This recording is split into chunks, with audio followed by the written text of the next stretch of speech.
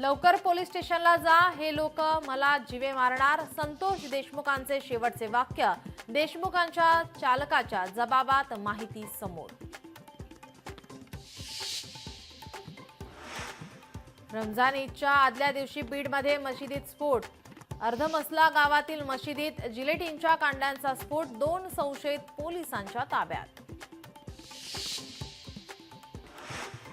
राजस्थानचे राज्यपाल हरिभाऊ बागडे यांच्या हेलिकॉप्टरच्या पंख्यात स्फोट. पाली येथे अपघात. थोडक्यात बचावले बागडे.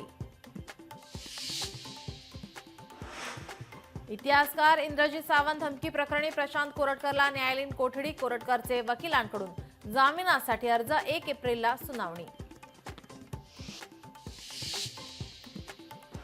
राज ठाकरे कोणावर साधणार निशाणा? जनतेला काय संदेश देणार? मनसेच्या गुढीपाडवा मेळाव्याची दादरमध्ये जोरदार तयारी. ठाण्यात गुढीपाडवा आणि हिंदू नववर्षांचा उत्साह. उपमुख्यमंत्री एकनाथ शिंदेंच्या उपस्थितीत भव्य शोभायात्रा.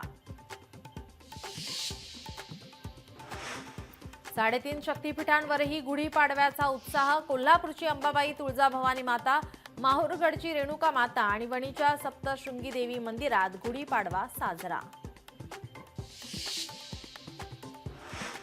राज्यभरातील प्रवाशांना एसटीकडून गुढीपाडव्याचं गिफ्ट. जुन्या आणि मोडकळीस आलेल्या बसेसच्या जागी नवीन बसेस येणार. परिवहन मंत्री प्रताप सरनाईकांची लोकशाही मराठीला माहिती.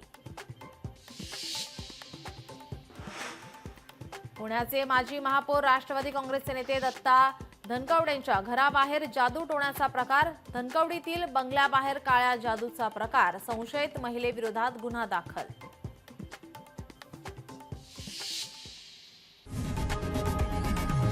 लोकशाही मराठी ऐका, पहा, जागरूक रहा.